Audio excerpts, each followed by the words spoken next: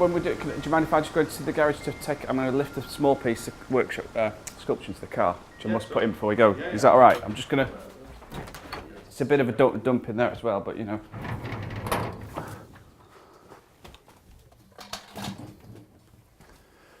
Oh dear.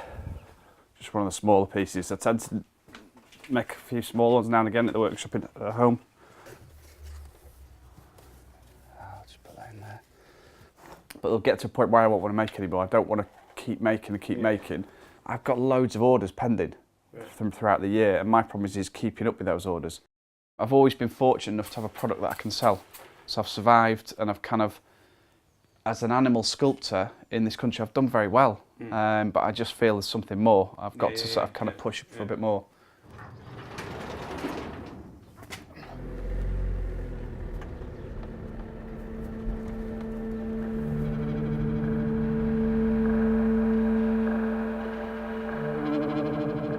I'd like to get control of it, and that's the key to it. It's like any business. My business, I don't know who's in control at the moment.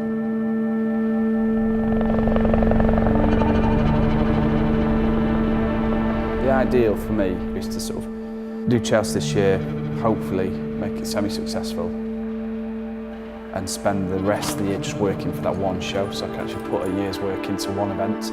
I've never actually allowed myself that luxury. Stick that back in for a moment. I do value this as a job. I do see it as a group of kids in 6 and 7 year olds last week, and they were like, how do we become a sculptor? And I'm like thinking, it's a really interesting question for a young kid to be asking, you know, because nobody told me how to become a sculptor until I was sort of 18. My law teacher sat me down, called me into a meeting and just said, look, we don't think you're good enough to do it. We think you'll struggle. And it was just a bit of a car crash moment. And, you know, it's like, how do I stop myself bursting into tears at 18 in front of this woman? And then in walked my art teacher, and she said, we think you should go here. And they just put a prospectus on the table. And I just thought, I don't even know what an art college is. No idea. So I went. I suppose from that point on, I did have to prove a point that it was the right option for me. So there was a vision of, I have to make sure this is successful, and I have to do it as a job, otherwise I won't be allowed to. I'll have to come and, dare I say, as I always joke, I'd have to get a proper job.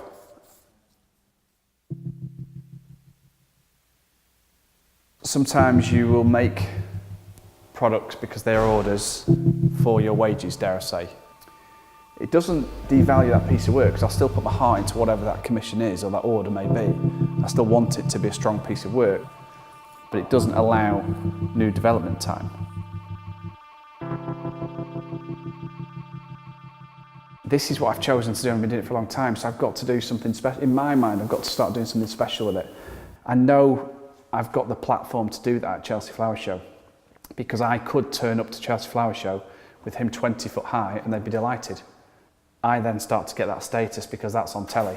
Everybody wants to know who's made it, what for, what ridiculous idea.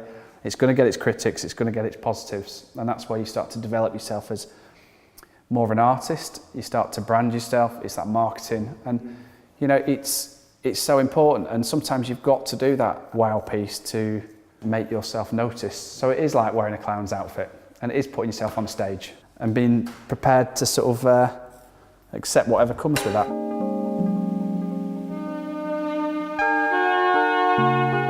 lot of artists don't make a living out of their trade. They have to sort of subsidise it with another job. It's right to actually try and make a living out of it and feel proud about what you do. I don't think there's an artist in this world that wouldn't want to sit with somebody who says, actually, I really like that work, I like this about it. In fact, actually, I'm going to buy it off you because I like it that much. And it's not necessarily just about the money, it's about the value of what you've done.